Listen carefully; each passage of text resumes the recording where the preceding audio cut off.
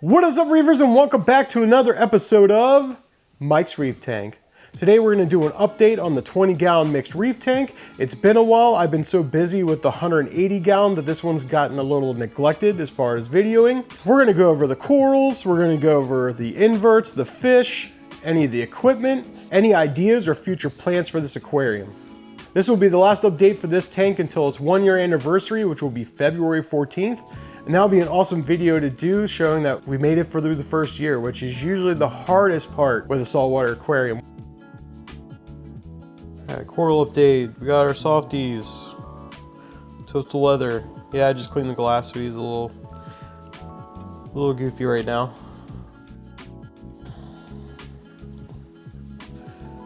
Got this green mushroom here. Looks like he's starting to split for the first time. We got this new bounce mushroom.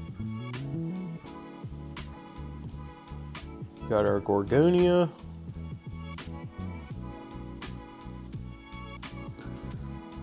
On the back wall, we got our star pops, not out right now. Zoanthids. We got rastas, we got orange oxides, we got the scrambled eggs, the circus, the golden eyes.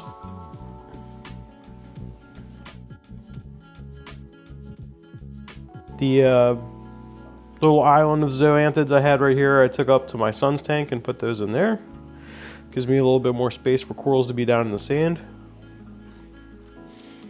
That's it for softies. Let's talk LPS. We got the Hollywood Stunner.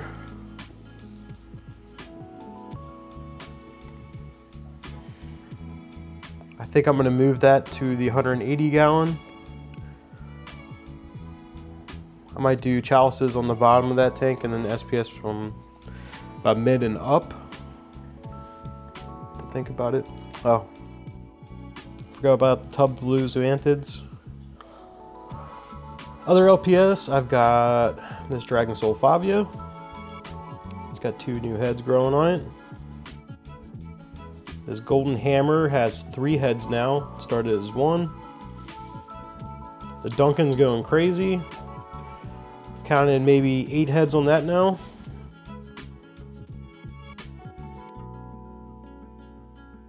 My frog spawn's hanging on. The head on the right did die. The head on the left still going. Trying to see if it will come back. We got a couple Ghanies here. Seeing how they're going to do in the aquarium.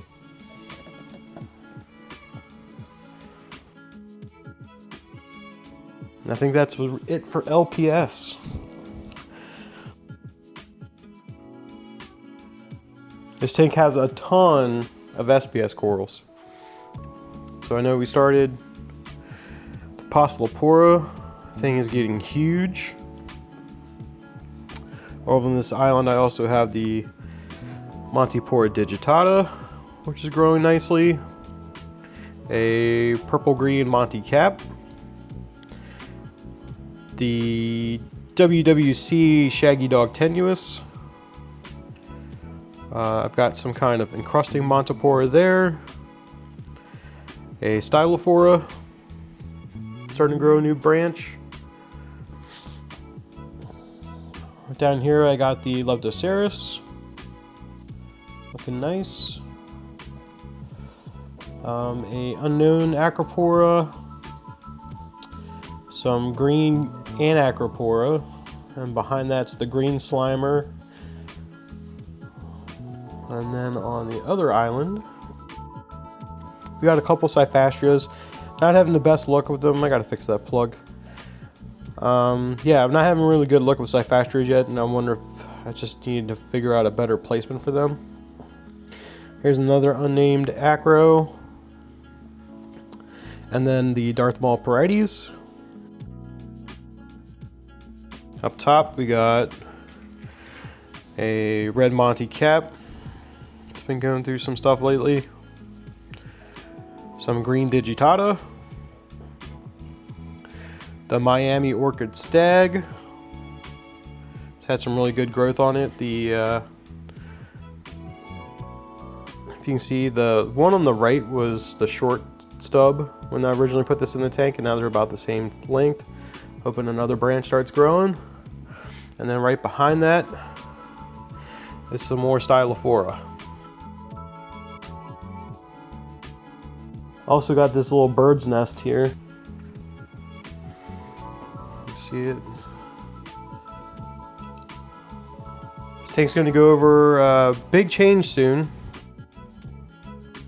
Once the 180 gallon is up and going, all the SPS will be leaving, and like I mentioned, most likely the Hollywood Stunner. I think the only things that are going to stay in here SPS wise are probably the Leptoceras and the 2 Cyphastrias, maybe the Parides.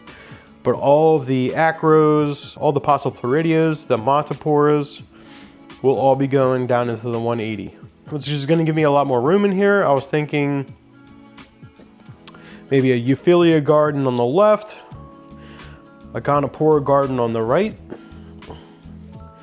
and then add some different leathers, different soft corals at the top. We'll see. Or drop down in the comments any ideas you have for this aquarium. Invertebrates. I just recently added some more Astrea snails, and also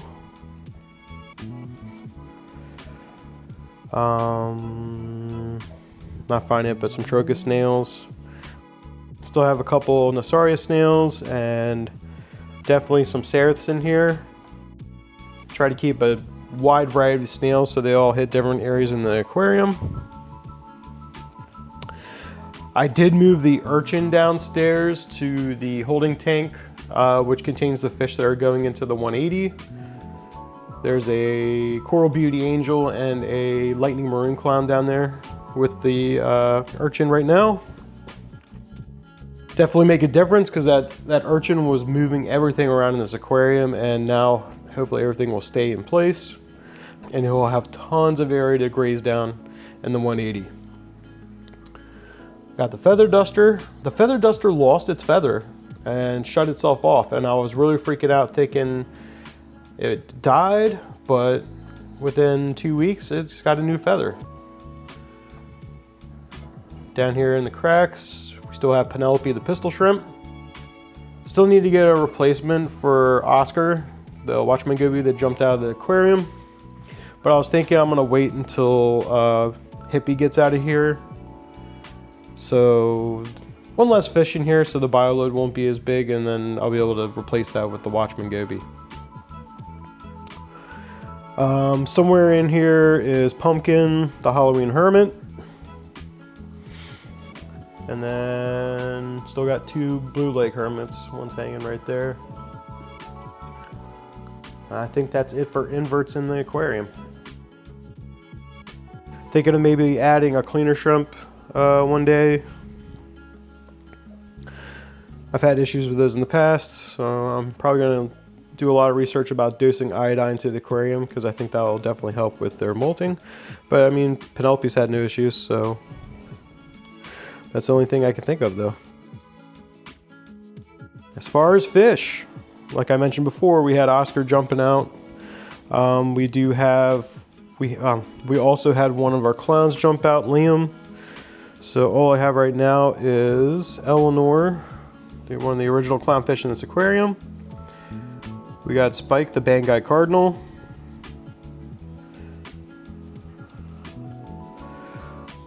We got Hippie, the hippo tang.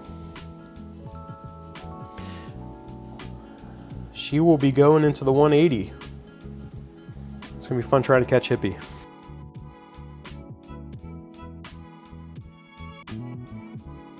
And then somewhere in here we got Benny. Benny, the tail-spotted blenny. Chilling right there.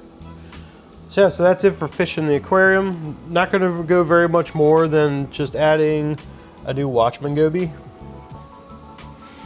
I think that's good enough for this aquarium. I did have a neon goby in here that disappeared. I had it in there because originally when the hippo tang was added, it seemed like there might be some parasites, so I put the neon goby in there, and the neon goby did clean Hippie. And now she's looking great. There's no spots on her anymore. I did also add, I'll go over that in the equipment, but I did add a UV sterilizer to assist with any parasites or anything that might be in the water column like ick. But yeah, she's definitely doing really well, and she will be super excited to get into that 180 gallon. All right, let's talk equipment. Like I mentioned before, I did add a UV sterilizer that's in this compartment. I'm just added additional filtration by using the filter floss, but it's right down in there. Got an on and off switch down in the cabinet. Still using the IOAOI protein skimmer. Working really well. Just did a cleaning on it, my monthly maintenance. Still using this gravity fed auto top off. Hoping to get an actual pump and a reservoir soon. Still running the refugium that I built myself with the light on the back. It's growing Kato like crazy. I did harvest some of that and put it in the holding tank downstairs so I can have that for the sump and the 180. And then in here, it's just basically some filter floss, some life rock. I do not run carbon or GFO. And then our wave maker. I got a review on this. This is one of the Higer wave makers. The second Higer wave maker I had on the left side of the tank, I decided it was too much for this aquarium, so I'm gonna install that down in the 180. And I did replace the original 2 pumps that the tank came in with one Higer pump. And I got a review video for that as well. We are still lighting this aquarium with the Smat Farm G5. And it's, I mean, that Posslepora by itself is twice, maybe even 3 times the size of when it got in here. I mean, my acros are growing, they're starting to branch off. The digitatas looks really great. So the light works really well. So talking about the future for this aquarium, like I mentioned, all the SPS will be leaving other than maybe a couple of like the Leptoceras and the Cyphastreas, maybe the Parietes, but everything else will be going down into the 180 gallon because that's going to be an SPS dominant aquarium. Euphilia garden, Gonopora garden, more softies, different leathers. I want this star polyp to take over the whole back wall. I've taken a couple chunks off of that and put one there, and can't really get a good angle, but another piece right on that back wall. And basically, if you've never done star polyps on the back wall before, you want to put it lower on the wall because it's going to grow up towards the light. So that's why I've been slowly just taking chunks off as this one grows and put it in other places.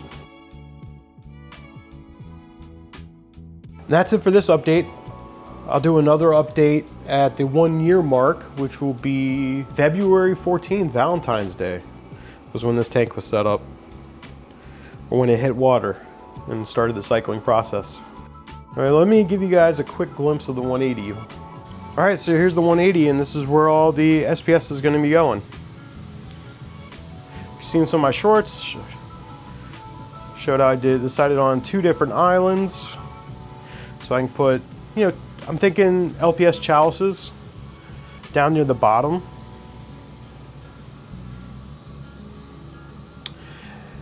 And then I can go up from there and start putting in some Monty caps. That way they're not shading out anybody. And then as I go up, we'll start throwing in some digitatas. I'm looking at Setosa, Stellata, a bunch of different kinds of Monties. Postoleporidias like Postolepora, Stylophora, and Seriatopora. And then at the very top is when we're going to start putting the acros. We'll have some stags, we'll have some tenuous, probably get some millies. That's the 180. That's the next big project. Over here you can see the holding tank. See Mr. Lightning Maroon. This Coral Beauty, my urchin I was talking about. And I got some Clerpa and Kato in here, just hanging out until the refugium is ready in the 180. Yeah, so hopefully I can get these guys over to the new tank in a week or so. Gotta finish getting it filled, and I need the overflows. Unfortunately, the gentleman that owned this tank before me glued the overflows into the bulkheads, so I had to replace the overflows. I was gonna replace the bulkheads anyway, because that's something you should always do after a tank gets broken down, replace the bulkheads. But I thought I could at least save the overflow kits. You know, it is what it is though, being this week, and I can get them installed and finish filling this guy up and start getting it going. I have already started a cycling process. I got a bag of the sea chem matrix and some beneficial bacteria in here. I've also added copepods and phytoplankton, so I can start getting that army going. Definitely want copepods in here. And last thing I'll say is we got the Night Crew 200 Hyper Reefs on here. Got on AB Plus right now, that setting. That's going to be lighting this tank, and I will definitely have a review for them. And I'm also going to be working on having a playlist to show the coral growth using these things. So stay tuned for all that stuff on the channel.